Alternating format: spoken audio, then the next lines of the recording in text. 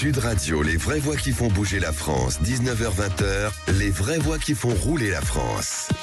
On vous souhaite la bienvenue avec Philippe David. On est ensemble jusqu'à 19h30 et ce soir avec Mobiliance. À l'honneur, les métiers de la mobilité partagés. Il concerne 12 000 emplois directs et 72 000 emplois induits. Jean-Philippe Doyen sera avec nous dans quelques instants, le président des métiers de la mobilité partagée chez Mobiliance et accessoirement président de Sixt.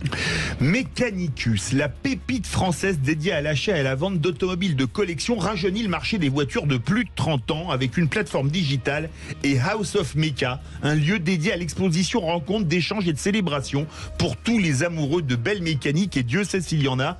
Quentin Leblond, président fondateur de Mechanicus, sera avec nous dans quelques instants. On vous souhaite la bienvenue dans les vraies voix qui font rouler la France. Les vraies voix Sud Radio. Et c'est le métier Mobiliance de la semaine, le métier de la mobilité partagée. Jean-Philippe Doyen est avec nous, président de métier de mobilité partagée Mobiliance et président de Sixt. Bonsoir, merci d'être avec nous. Bonsoir. Bonsoir à vous, merci de votre invitation. Alors, je le disais en prélude, c'est une filière qui concerne quand même 72 000 emplois et 12 000 induits et 12 000 emplois directs. C'est quand même une grosse filière. C'est une grosse filière, ce sont 4 700 agences réparties sur l'ensemble du territoire, près de 4 milliards 3 de chiffre d'affaires en France. Donc effectivement, c'est une activité importante, un des trois piliers du tourisme avec le transport longue distance et l'hôtellerie. 12 000 emplois directs, en quoi ça consiste? C'est très vaste comme type d'emploi? Oui, alors comme le disait Cécile, c'est 12 000 emplois directs, mais on a aussi tous les emplois indirects. On a à la fois des gens qui accueillent nos clients dans les agences, mais on est aussi un métier logistique, donc on fait vivre beaucoup de gens dans les métiers de la logistique, de la réparation des véhicules, pour ne citer que. Alors, c'est à peu près, c'est combien de locations en France par an? Ça concerne c'est quoi? Alors sur l'ensemble du secteur, c'est 6 millions de locations par an, et Sixt à lui-même représente une part de marché à deux chiffres. Quels sont les profils le profil moyen du loueur de voitures, Jean-Philippe Doyen? On a tous les profils. On a évidemment beaucoup de clients particuliers, par exemple des clients qui ont besoin de louer un véhicule en gare ou en aéroport à l'occasion d'un déplacement touristique, mais on a aussi toute une clientèle de professionnels et de particuliers qui ont besoin d'un véhicule pour des besoins professionnels, et donc tout un ensemble d'agences, à la fois dans les gares et les aéroports, mais aussi partout sur le territoire, dans l'ensemble des villes. Tous les départements sont couverts par notre métier. Jean-Philippe Doyen, aujourd'hui, l'utilisation de la voiture est en mutation. Peut-être qu'on les achète plus, on a envie de les louer, on a envie de les consommer avec parcimonie, par-ci, par-là. Est-ce que ça veut dire que la location, comme chez vous, Sixt, c'est peut-être l'avenir de l'automobile aujourd'hui ? Nous, on en est convaincus. D'ailleurs, on vient de réaliser avec Mobiliance une étude qui a été financée en partie par l'ADEME, qu'on remercie, et qui montre par exemple que les véhicules de notre secteur roulent en moyenne 2,3 fois plus que la moyenne des véhicules. Parce que vous savez que quand les gens possèdent un véhicule, elle est pas forcément systématiquement sur la route. Et donc, le fait à la fois d'avoir recours aux mobilités douces, la marche, le vélo par exemple, les transports publics lorsqu'on n'a pas forcément besoin de sa voiture, mais aussi de recourir à la voiture ou aux véhicules utilitaires pour les quelques fois dans l'année où on a absolument besoin d'utiliser un véhicule ou un utilitaire, et bien effectivement, c'est participer aussi à la transition énergétique, puisque ça permet de fabriquer moins de voitures pour le même nombre de kilomètres parcourus. Jean-Philippe Doyen, de plus en plus de gens qui habitent dans les grandes villes où on fait, vous me passerez l'expression, la chasse à la bagnole, disent maintenant: je prends plus de voiture quand je n'ai plus de voiture. Quand je pars en vacances, j'en loue une. Est-ce que la durée moyenne des locations a évolué avec ce nouveau comportement ? Oui, elle a eu tendance. Alors, on voit depuis quelques décennies, les durées de location ont eu plutôt tendance à se raccourcir, avec aussi beaucoup de gens qui, effectivement, ne possèdent pas forcément une voiture et qui aiment partir en week-end, qui prennent le train, par exemple, et qui louent une voiture pour quelques jours à l'arrivée du train. Aujourd'hui, les locations de voitures en gare, c'est 21% du marché français. L'échéance 2035, 2040 des voitures électriques, aujourd'hui, vous concerne aussi chez Sixt. Comment se passe cette mutation ? Écoutez, toute la profession est engagée dans cette transition énergétique. Aujourd'hui, 36% des véhicules qui sont achetés en France par les loueurs sont électrifiés. Chez SIX, c'est même encore un petit peu plus. Donc, on est résolument engagé dans le verdissement des flottes.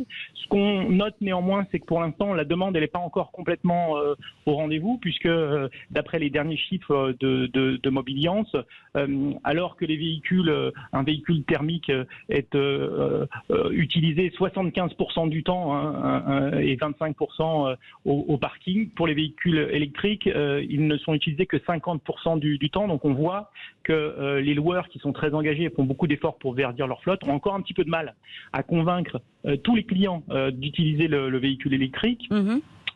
Sur les déplacements domicile-travail, les gens aiment beaucoup le véhicule électrique qui présente de gros avantages. Là où on a encore quelques difficultés, c'est à convaincre les clients qui sur font des distances longues, oui. Sur les longues distances. Voilà. Et donc effectivement, nous, ce qu'on souhaite, c'est que les autonomies continuent à grandir pour que les gens n'aient plus peur de prendre le véhicule électrique, même lorsqu'ils ont à parcourir des longues distances. Et puis évidemment, et le parc des bornes, on en appelle aussi au pouvoir.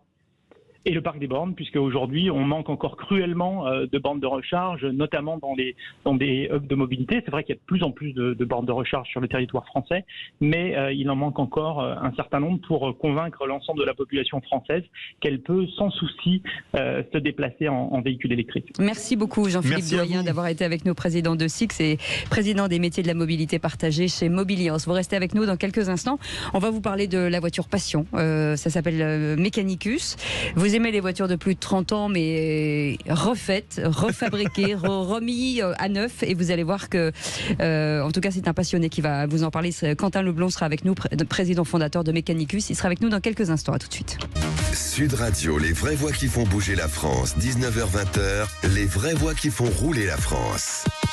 Et pour le coup, Philippe David, ce soir on va rouler, mais on va rouler dans de belles autos. Des pièces de légende. Oui, des pièces de collection. Quentin C'est le Leblond bureau des légendes ici d'ailleurs. est avec nous de Mechanicus et on va en parler bien entendu. On vous souhaite la bienvenue, les vraies voix qui font rouler la France. Et puis Mechanicus, c'est avant tout une plateforme de passionnés de voitures de collection. Quentin Leblond, merci d'être avec nous. Bonsoir. Rappelons d'abord ce qu'est une voiture de collection, parce que c'est vrai que c'est un petit peu vague pour beaucoup d'entre nous, de l'âge de la collection. À quel moment une voiture devient une voiture de collection ? Alors il y a un certain nombre de critères qu'on peut prendre en compte, mais le critère le plus simple, c'est qu'une voiture de collection est censée avoir plus de 30 ans. D'accord. Oui. Et ne pas avoir ou avoir été très peu modifiée par rapport à son état d'origine. Mm-hmm. Et à partir du moment où on souhaite passer sa voiture en véhicule de collection, il faut déposer un dossier auprès de la FFVE qui sont heureusement en 2023 enfin passés au digital. D'accord. Je dis ça avec beaucoup d'amour parce que je les connais très bien. Ouais. Et la FFVE émet un dossier auprès de la NTS qui attribue la mention collection sur la carte grise. Alors, pour revenir à Mechanicus, qui était une plateforme digitale, donc on a l'impression que ça révolutionne un petit peu ce milieu, on dépoussière un petit peu ces voitures de collection par un prisme.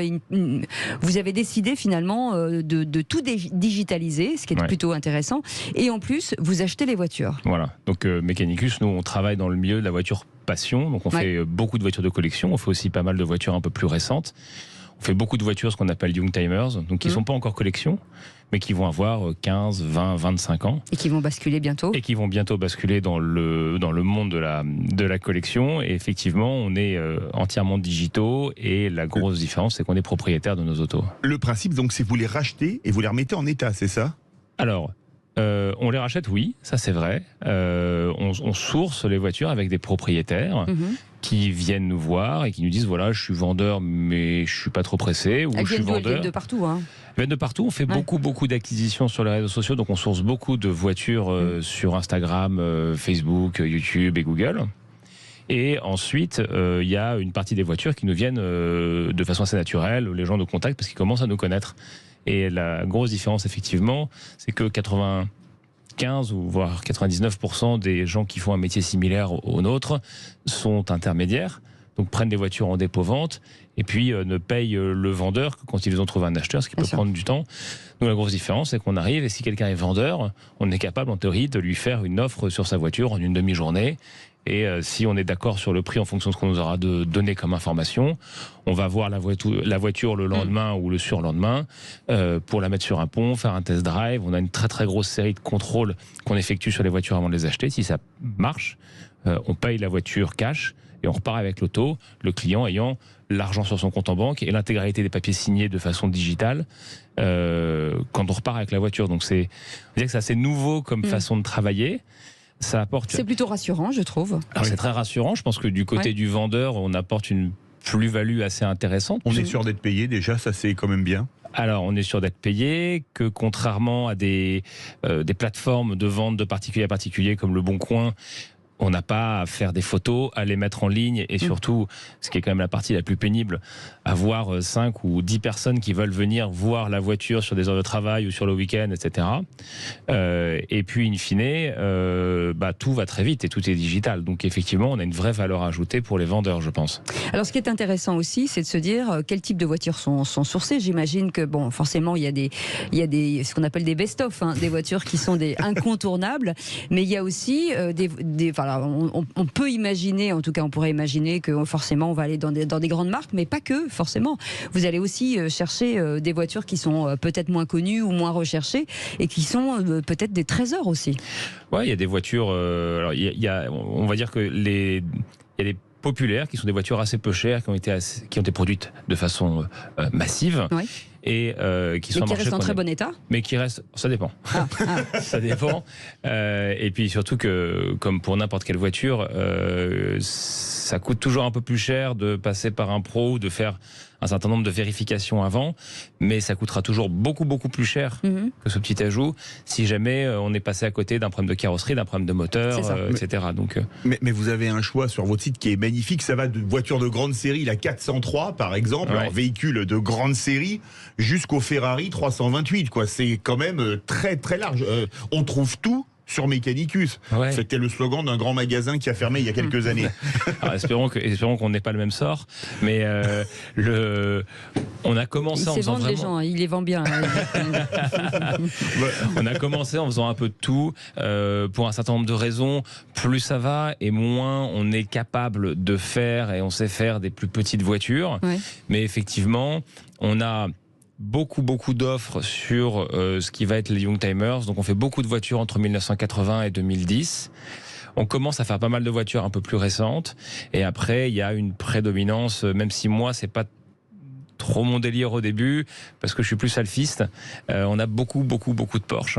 Ouais. Et creuser ce marché et commencer à le comprendre plus que ça n'était le cas avant me fait apercevoir un royaume dans le royaume qui est hallucinant de passion et de geekerie sur les Porsche. Alors ce qui est intéressant aussi de dire, c'est que d'une part ce sont des voitures qui ne décodent plus. Généralement les Porsche, quand vous achetez une Porsche, il y a pas de décode, j'imagine, et en plus ce sont des voitures qui peuvent accéder à ce qu'on appelle les zones à faible émission, puisqu'elles sont, si vous avez une carte grise avec le tampon dessus, voiture de collection, c'est-à-dire que vous pourrez rouler à vie avec cette voiture. Alors il y a deux sujets. Le premier, c'est le sujet de la valeur de la voiture. La première chose, et ça c'est vraiment la note de la rédaction que je fais en permanence, on n'achète pas une voiture pour gagner de l'argent.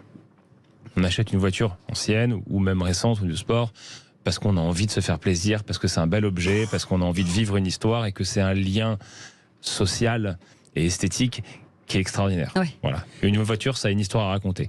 Maintenant, c'est vrai que le marché de la voiture ancienne est devenu un marché plus ou moins d'actifs. Et comme n'importe quel marché sur lequel l'offre augmente et la demande augmente et l'offre subit un phénomène d'attrition naturelle parce qu'il y a moins de voitures, et le prix de l'actif augmente. C'est pas vrai pour tout, mais effectivement, il y a un phénomène global de stabilité, voire de hausse. Et on commence à voir des gens qui sortent d'une classe d'actifs comme l'immobilier qui devient plus compliqué et regardent le monde des voitures un peu collection et passion. Et vous avez même créé un lieu de vie. Oui, on a créé un lieu pour que les passionnés puissent échanger. Voilà, exactement. Depuis le début, je pense qu'on a la chance d'avoir une équipe de passionnés. Et je fais ça parce que j'ai envie de monter une grosse boîte, mais je fais aussi ça parce que j'adore les voitures et que je trouve que si on veut les défendre, si on veut que les générations futures puissent en profiter autant que nous on en a profité, il faut essayer de penser les choses différemment. et créer un lieu où les passionnés peuvent se réunir, qui soit en même temps nos bureaux, nos salles de réunion, mais où on puisse faire des apéros au garage, où il y ait aussi bien baby-foot qu'une tireuse à bière, que des machines à café, que c'est ouvert tout le temps. C'est un passage obligé pour fédérer et permettre de faciliter la transmission de la passion qu'on a. Donc, c'est vrai qu'on parle de transmission. Est-ce qu'il y a une voiture aujourd'hui que vous recherchez particulièrement? Est-ce qu'il y a des modèles qui sont extrêmement rares? Alors je ne parle pas de la rareté absolue, où il en reste deux ou trois, mais quelles sont aujourd'hui les voitures de collection qui ont plus peut-être d'appétence? Vous parliez de Porsche, mais il n'y a pas que. Non, les voitures sur lesquelles, sans méga surprise, les voitures sur lesquelles il y a le plus de demandes, que les gens recherchent le plus, on va être sur la Porsche de la 964 à la 97, grosso modo. Bien sûr. Donc 64, 93, 96, 97. Et après, on est sur les Ferrari des années 90, quoi. Enfin 80, 90, 2000, donc la 355. Oui. Alors c'est un peu plus. Magnum, c'est encore limite, mais on est plus sur de la 360 Modena, de la 355, de la 550 Maranello. Voilà, tout ça, c'est des voitures qu'on nous demande beaucoup. La 430 aussi, qui est un peu plus récente, mais qui commence à très bien marcher. Voilà, c'est des voitures que les gens recherchent beaucoup, pour la simple et bonne raison que les gens qui aujourd'hui arrivent au pouvoir d'achat sont des personnes qui ont 30 ou 40 ans et qui, quand ils étaient jeunes, voyaient ces voitures dans les magazines et qui ont envie de se les payer aujourd'hui. Oui, je l'aurai un jour. Merci beaucoup, Quentin Leblond. Ça s'appelle Mechanicus. Et si vous êtes à Paris, vous pouvez aller le voir. On est dans le 14e, c'est ça? Au 27 avenue Jean Moulin, exactement. Voilà, allez-y. Et puis, vous pourrez échanger, en tout cas, avec des vrais professionnels et des vrais passionnés. Merci beaucoup d'avoir été avec nous. Dans un instant, Philippe, on parle de rugby. Dans un instant, on parle de rugby, puis on va voyager, puisque au cœur de la mêlée, ce sera en direct de Toulouse avec Alexandre Priam, Daniel Herrero, Dorian Malvezin et Julien Thomas. Et ensuite, on ira à Lille pour France-Uruguay. Absolument. Et bon match à tous et allez la France. Et on vous retrouve demain à 17h. Passez une très belle soirée. Merci à notre équipe formidable. Salut, à demain. Merci à eux.